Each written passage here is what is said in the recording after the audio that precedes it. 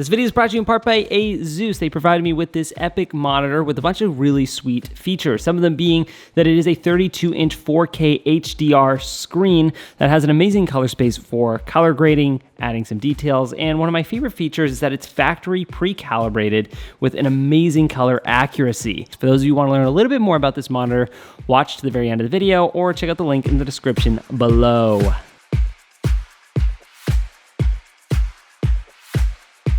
In today's video, I'm going to be talking about applying sound effects into your next project. Now, I believe sound effects is probably one of the most important features when it comes to boosting up your production value. It goes above LUTs, goes above like cameras, lenses, everything. And to prove that point specifically, I'm going to be showing you my latest project that I shot completely on a cell phone and how sound effects really amped it up and took it to the next level. So let's get into the project. I'll start bringing you through sort of the key features that I look for in doing sound effects. Let's begin.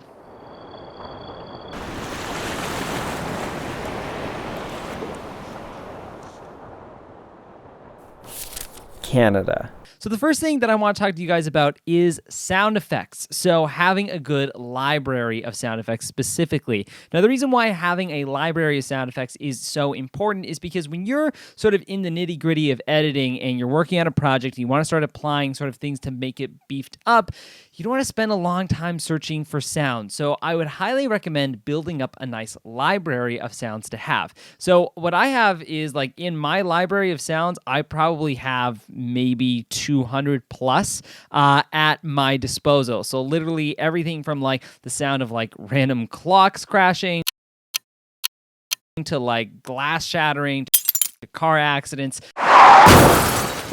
to trees, forests, and ambience.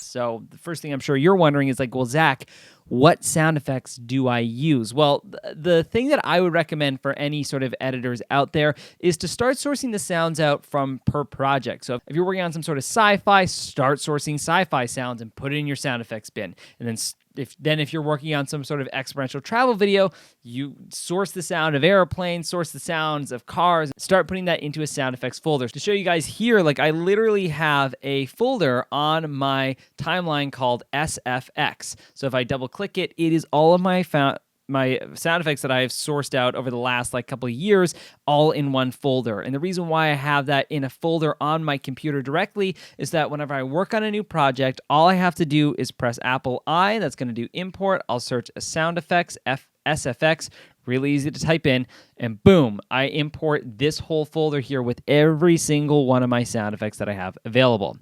So the sound effects that I use specifically and the most often just personally are these ones. I use swooshes, I use crashes, and I use the sound of nature. Those are like my top 3 sounds that I use pretty much every single time in this video specifically as well.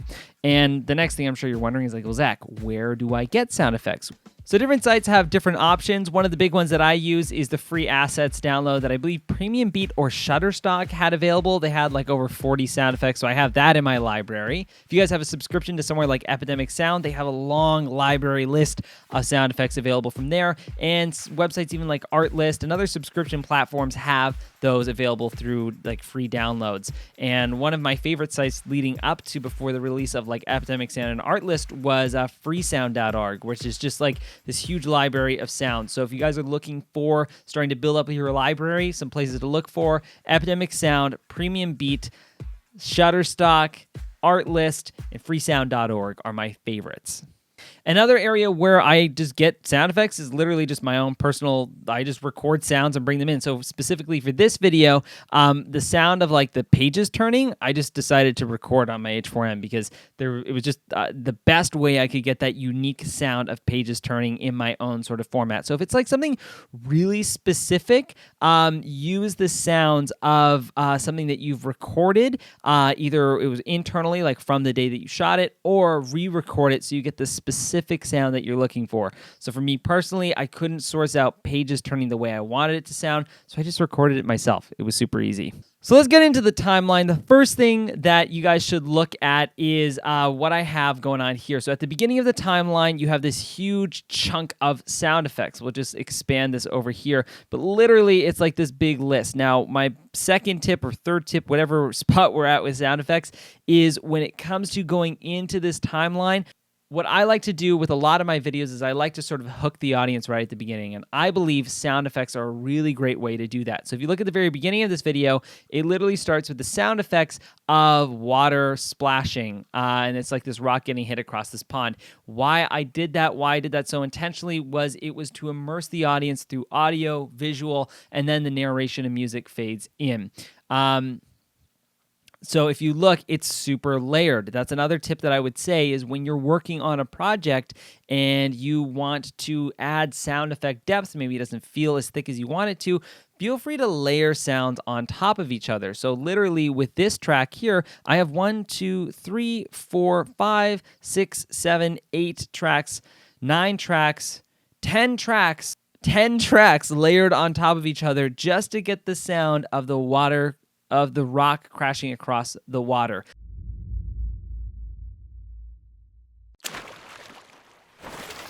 Layered sounds can really add a lot of impact, so it's like the sound of splashing, it's the sound of another rock hitting, it's the sound of like tapping against water, and then I repeated it over and over again to really add that immersion and that reality to it. My next big tip with sound effects is once you start having like dialogue playing in, I would sort of like taper it out or like lower the volume of it. And so figuring out your levels and figuring out your density of sound effects is really important. So with this video specifically, a narration sort of comes through or dialogue comes through and talks about the experience. So I really sort of like let the visuals and let the music really take it. This was a music-driven piece, so figure out what's driving your video. So for mine here specifically, music drove the video with like minor sound effects in minimal dialogue. So it can go in any equation. It could be a sound effects heavy video, it can be a music heavy video, it could be a narration heavy video, but sometimes having a specific that drives it is really good. If you have all of them trying to fight against each other and all of them are going like 100%, it won't feel good. You'll waste a lot of time just making it really heavy in all elements. So you're like, Zach, I want to apply the sound effects. I want to start layering them in. Well, how do you do that? Let's just take a look at an example that I have here. This is probably one of my favorite parts of sound effects, and it is my favorite part of visuals within the video. If we watch it,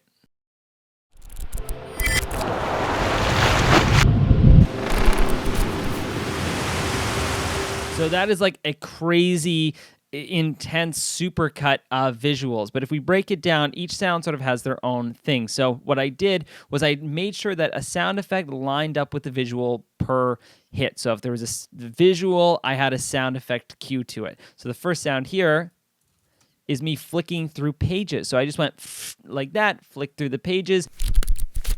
And that's how I was able to sort of get that flicker effect. Pretty cool. Another key trick that I use quite often is I put a sound effect in reverse. So if you listen here, this is the sound of water.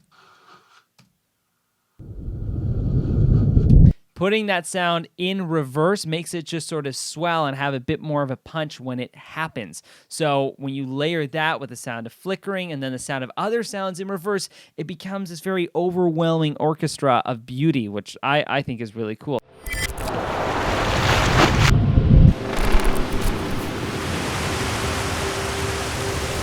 This is our beautiful country.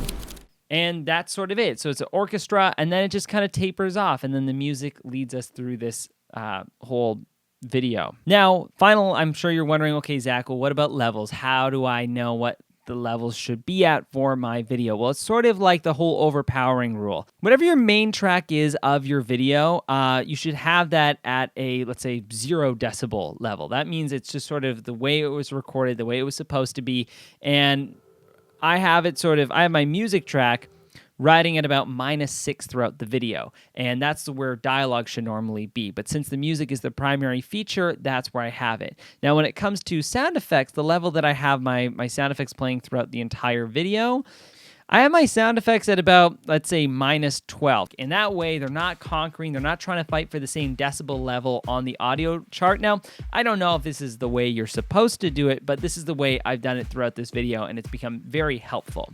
So those are some quick tips on when it comes to applying sound effects. Sound effects is a huge aspect of filmmaking and editing, and I think is one of the primary features of making a video just seem a lot more professional and cleaned up. This is how I've been able to make, lower end quality cameras boost and seem like they're a lot higher budget, and that's how I've also made higher budget cameras just look even better. So it can always enhance things no matter what your budget is. Sound effects are a relatively cheap, if not free, thing that you can apply to your movie to just make it seem a lot higher quality. So thank you guys so much for watching.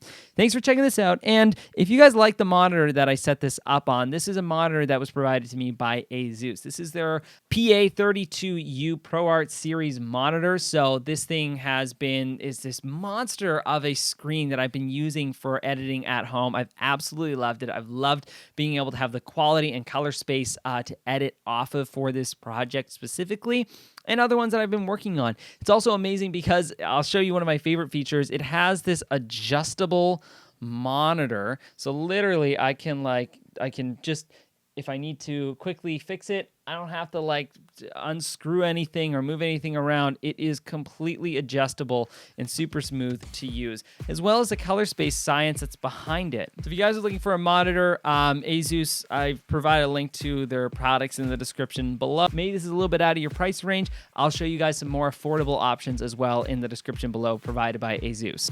Thank you guys so much for watching. Thanks for taking a look at this long-winded video. If you guys like what you're seeing, hit that subscribe button. It really means a lot. And for those of you who have other ideas, you want me to do more videos on sound effects, I'm super passionate about them. Write that in the comments below. I'd love to hear what you got to say. And that's it. I'll see you guys later. Have a good one. Happy 2019. Wow. See ya.